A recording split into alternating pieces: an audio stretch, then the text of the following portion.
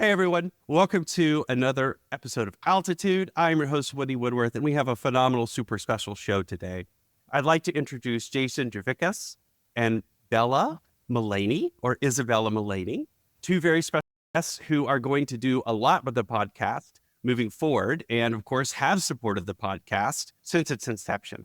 So Jason is going to become the new host of Altitude, and Bella is the magic that makes the whole podcast happen. She is our producer. She is 10 times more organized and hardworking than I will ever be. And she does all of the blocking and tackling and scheduling and coordinating and everything that a producer does. And she's also an excellent speaker and part of the Aviatrix family. So we're going to have her on the show today, just so you know, the whole family that's making Altitude possible, and get to know a little bit more about the Altitude family. So why is Jason the new host? I am taking a new role at Aviatrix. Don't worry, I'm not going far, but this new role is going to make big demands on my time. And it was time to set Altitude on a new course so it could achieve new heights. And Jason is the absolute ideal person to take the show forward. He has many deep networking credentials. He is super smart, super funny, super entertaining. And of course, Bella as well will continue to support him through all her efforts. So both of you, thanks for jumping on this special episode so everyone can learn more about the Altitude family. Thank you, Woody. Thanks, Woody. You've definitely set a lofty goal for me going forward now with what you just said, but very kind words. Thank you so much. You're welcome. Yeah, thank you, Woody. That was very sweet. So Bella, let's give a chance for the audience to learn a little bit more about you first. So how long have you been at Aviatrix? About 2 years now. I actually had my 2-year anniversary a few days ago. So Congratulations. Yes, congratulations. That is Thank super you. cool. And what I really like about Bella is something, of course, over the course of the show that we, as the whole Altitude family, all of us together, our listeners, our subscribers, the people on both sides of the podcast have discovered on our journey, which is that a lot of people in IT don't start in IT, that we all have these super cool, eclectic, creative, interesting backgrounds. And by hook or crook, we get into IT. And I've always said, I think that makes IT even stronger. So I say all this because Bella, your background is in medicine or something? yeah, I wanted to be a physician assistant. Well, I actually started in marketing at LMU, Loyola Marymount University, and then pivoted to health and human sciences because realized I was really interested in nutrition. I wanted to be a dietitian at one point. I explored a bunch of different career paths in healthcare and did all the patient hours. I think it was over 4,000 hours working with patients as a medical assistant. I was on the spine team, helping like spine surgeons and PAs. And I was an EMT in college, which was super fun. Wait, hold up. So you are like in the ambulance, like EMT, emergency medical technician or something, right? So like, yeah, exactly. college guy has too many beers, falls down the steps, and you show up and drag him into the meat wagon, right? Like that? Yeah, exactly. A lot of twisted ankles because, skateboarders are on campus and a lot of alcohol issues going on. Well, yeah. But yeah, like typical. But it was fun. No ambulance. We actually had golf carts. Nice. Oh, nice. Yeah, just trolling around on the golf carts, picking people up. Yeah. Did it have a siren like, wee, wee, the little golf cart? Like, yes? Yeah. That's fantastic. So now I have this image of you zooming around in a golf cart on campus with a drunk dude in the back with the siren blaring, like, get out of my way. Like those people at the airport that have the courtesy carts coming through.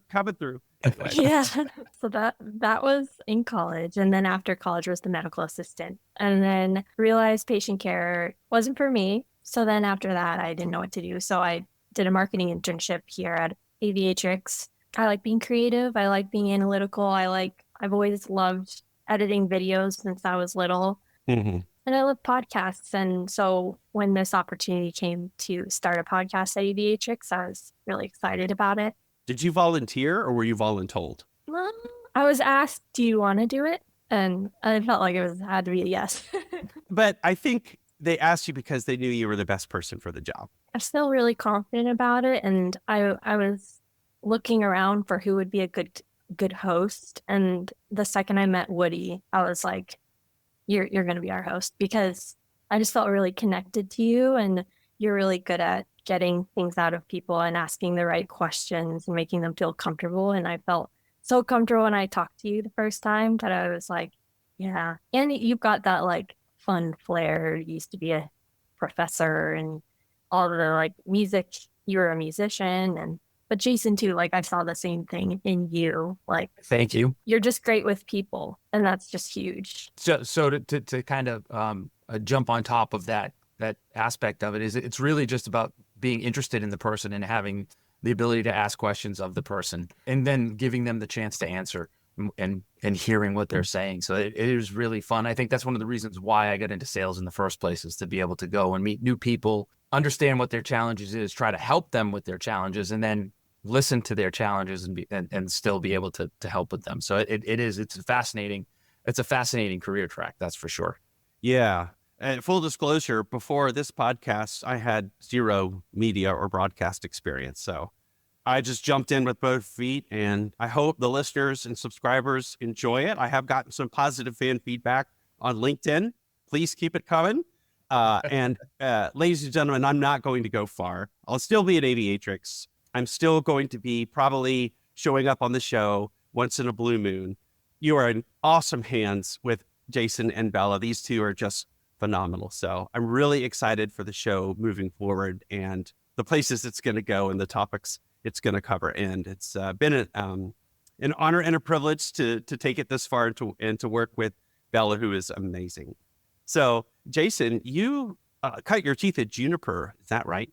My career spans back 20 years into IT. I first started at an engineering firm in Boston, Massachusetts, where I was a help desk attendant, right? And I think that's where everybody in IT, for the most part, gets their start, especially at my age level. I think a lot of us went into the help desk realm, and you look for certain aspects of the career, like what's my career path after help desk, because nobody wants to stay on the help desk for very long. You want to be able to expand your career. And I worked with this gentleman who was phenomenal at teaching, and I got really interested into the networking realm of things. So I stayed there for about 5 years, cut my teeth in the whole Cisco world, understanding how the networks work and building networks with them, moving buildings or from one place to another, and moving the business from one building to another, and then went to EMC. And EMC, I had a large focus, of course, on networking, because that's what I was hired for. But then moving forward with that,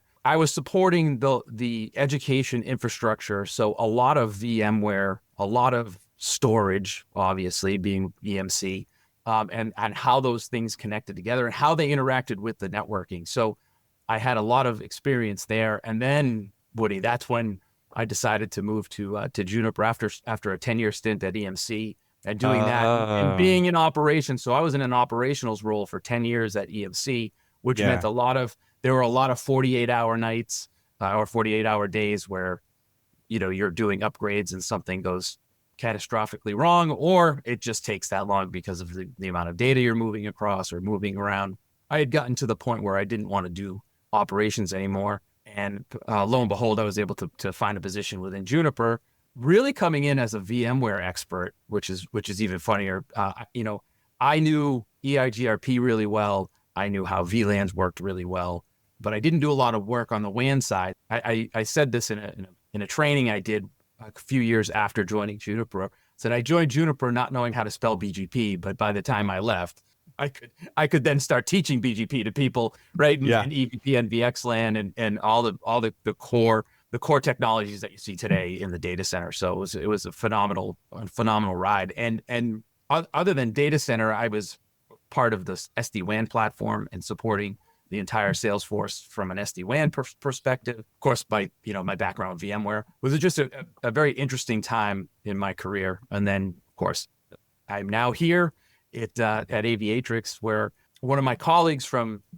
Juniper, Brian Pavane, who is now my boss here, came over, and we were talking at one point, and somebody had reached out to me about it. And I'd been really interested in the cloud.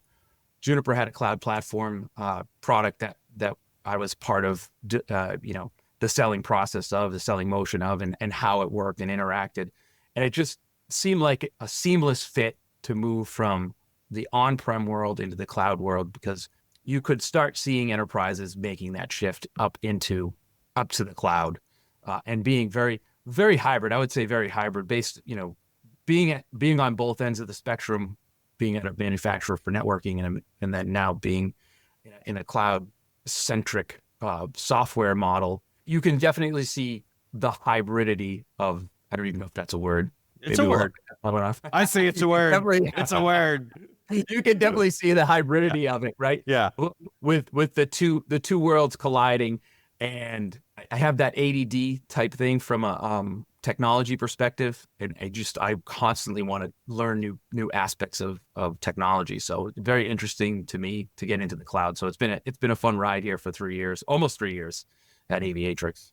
Bella, when you joined Aviatrix, did you care or focus on the fact that it was a cloud first, cloud agnostic technology, or was that not important to you? Was it more just like, I want to get into a marketing role in IT? Or when you looked at Aviatrix, were you like, no, this is super cool because these guys are all in the cloud and that's where I want to be? What was your thought process on that? I think it was mostly wanting to try marketing.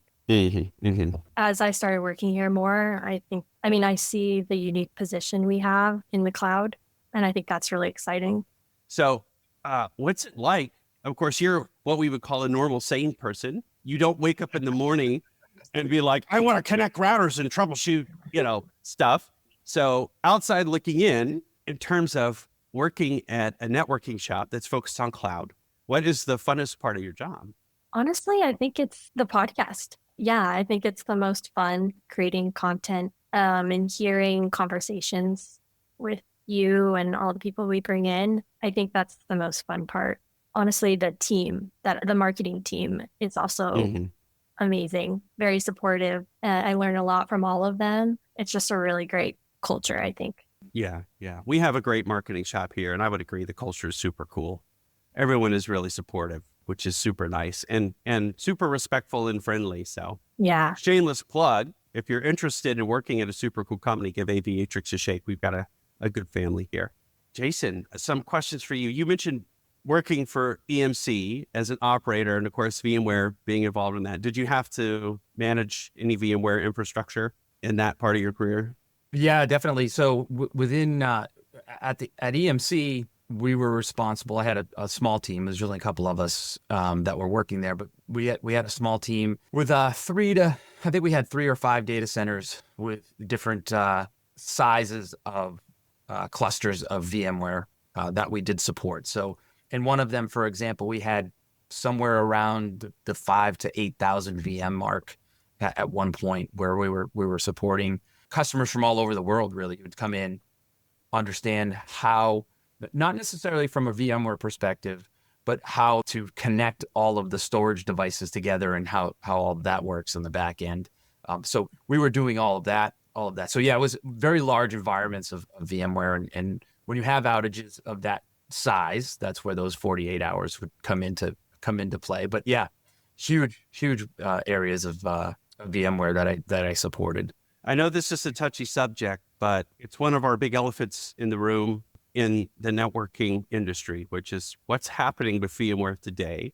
I haven't spent extensive time researching it. I just read, the tech blogs and the basic tech sites, networking world and similar kind of stuff. So I'm not diving deeply into it, but my reading is, Broadcom is clearly redefining the business model of VMware. I'm trying to be very diplomatic about this.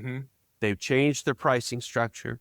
They've deeply changed the way they partner. So some people say that this is just a blatant money grab. They just want to push the envelope and see how much this product is worth, right? How much juice they can squeeze from the lemon. Some people are saying that it's all about them just re-optimizing the platform. They might have realized that it's gotten too big and too sprawly and too expensive to maintain from an operations perspective as a company, this big portfolio. So they're just trimming their portfolio to more optimal size so they can give the best care and feeding to those customers that are super focused on it.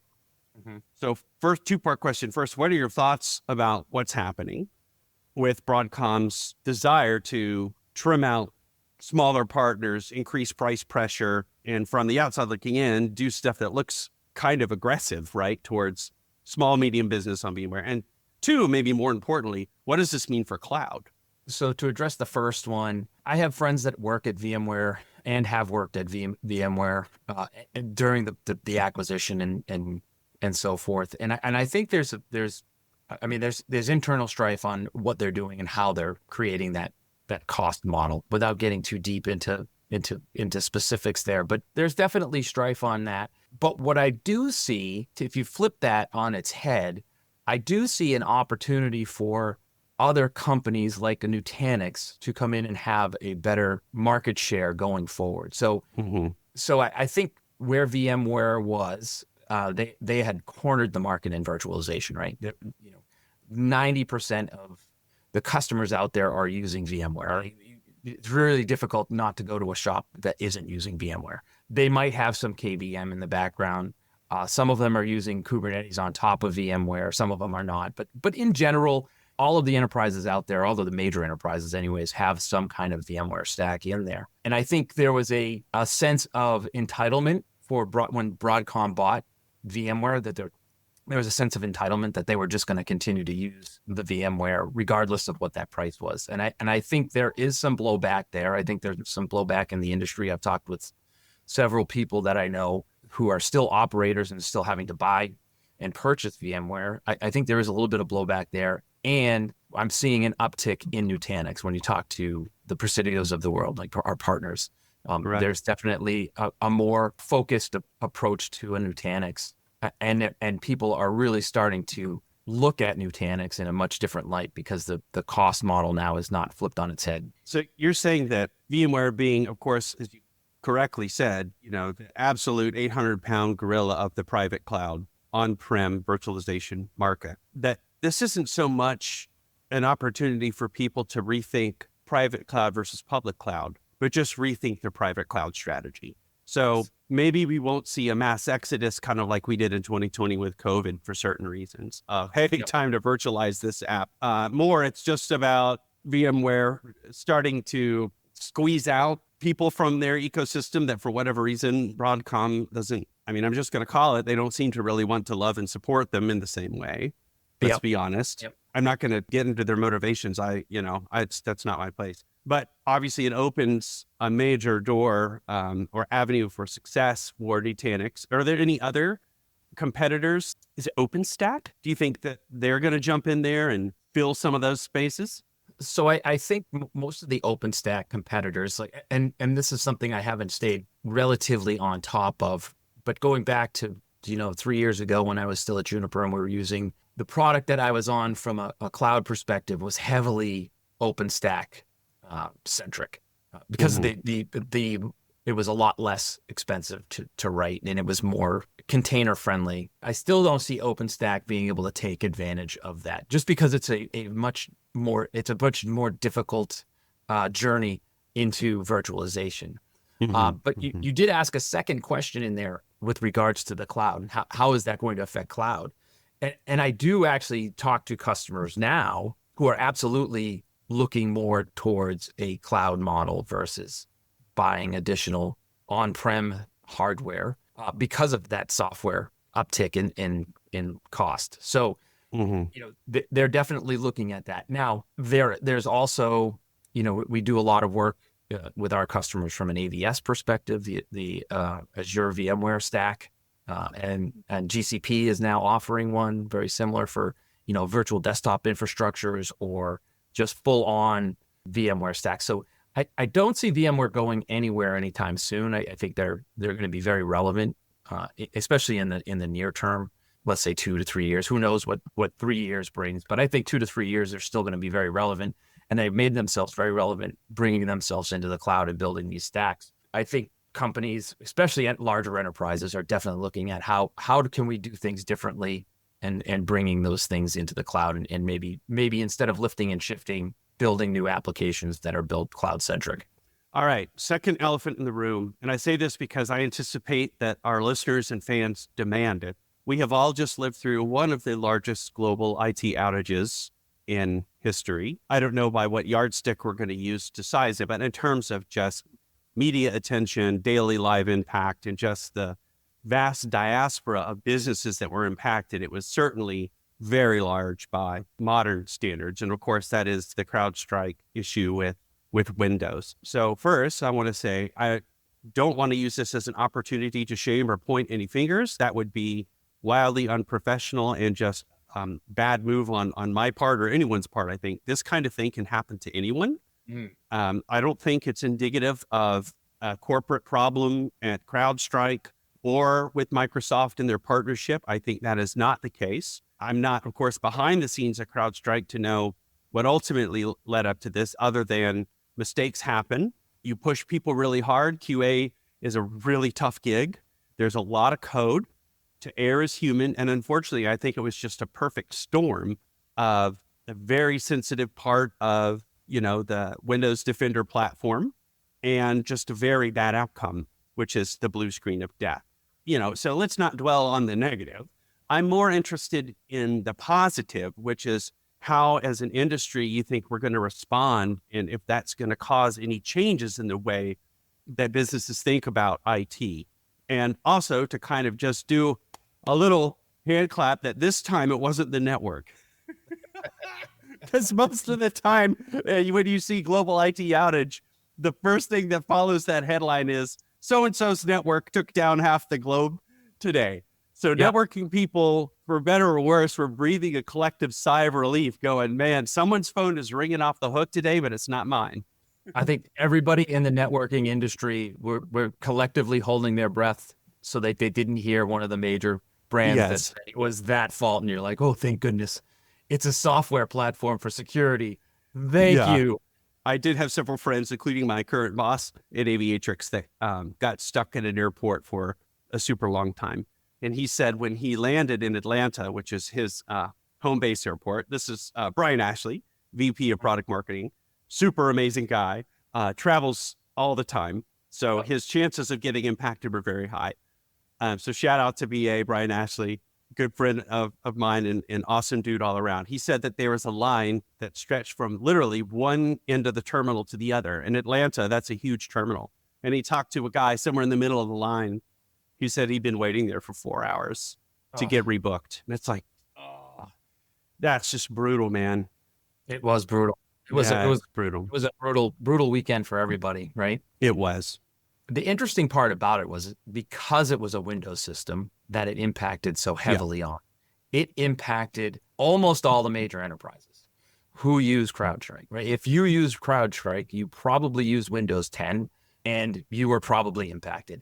And that impact, I have a customer, it took them basically the entire weekend to recover, let's say 90% of their Windows servers that were affected by it. And they were not, they are not happy. So on the flip side of all of this is if you're a competitor to CrowdStrike, you're probably, of course, in a certain way, right? There's right. still that manner of it can happen to anybody. This, when you're talking about inserting your platform into specific parts of the kernel or part of the operating system that is very integral, this can happen to anyone. Like this is one of those things that can happen, and it has happened in the past, just not at a scale like this. I mean, CrowdStrike is so prevalent in the industry that I think that's one of the reasons why it was just, the shot heard around the world, really, because they're so prevalent.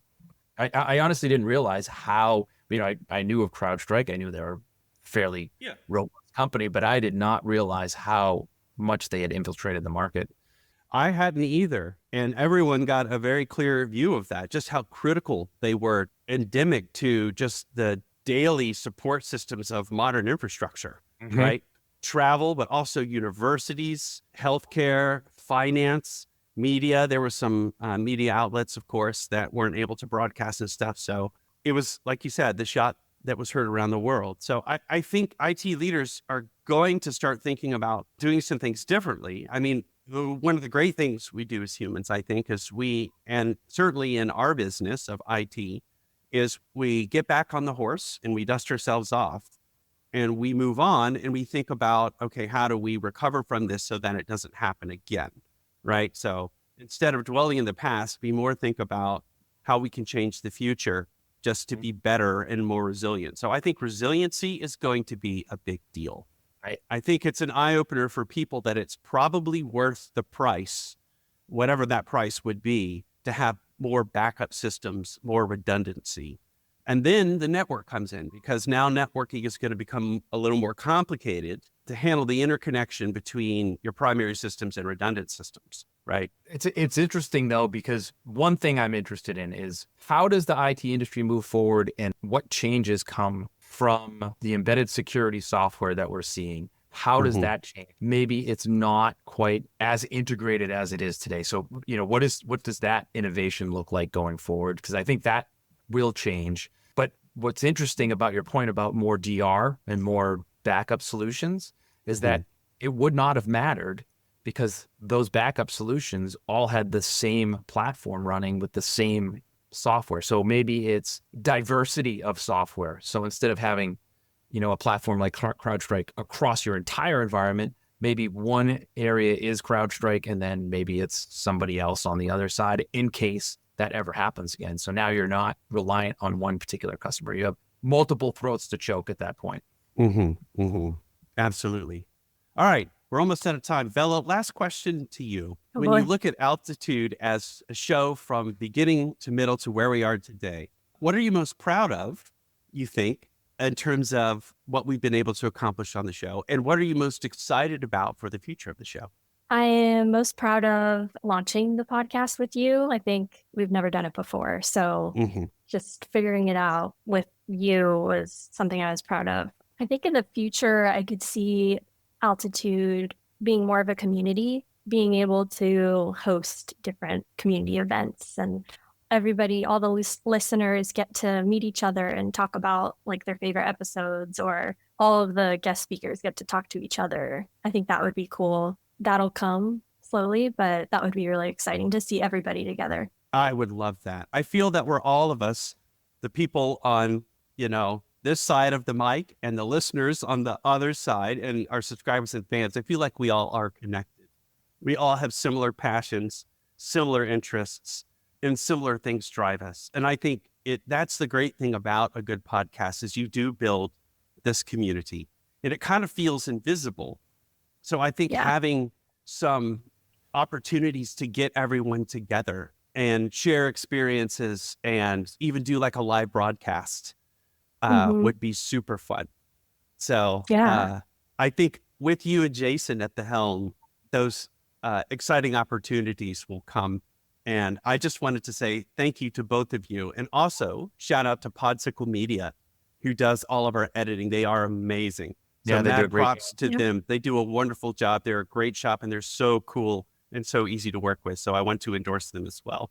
But thank you both for everything you've done. Jason, best of luck. It's going to be a phenomenal show. And thanks, Woody. I can't wait to subscribe and tune in. And if you want to bring me back once in a blue moon, it'd be fun to be a guest, not a host. Yeah, we'll definitely set that up. And, just some sneak preview stuff that, that I'm thinking like to change things up a little bit. Obviously you've been very cloud centric in your guests. I think I want to, and this is something that I've told Bella, I have a huge network of people that I've worked with in the past, and a lot of those are in the hardware vendor areas. So I think it would be very interesting to get different opinions or viewpoints with regards to the cloud and how they're seeing the cloud adoption and what they see.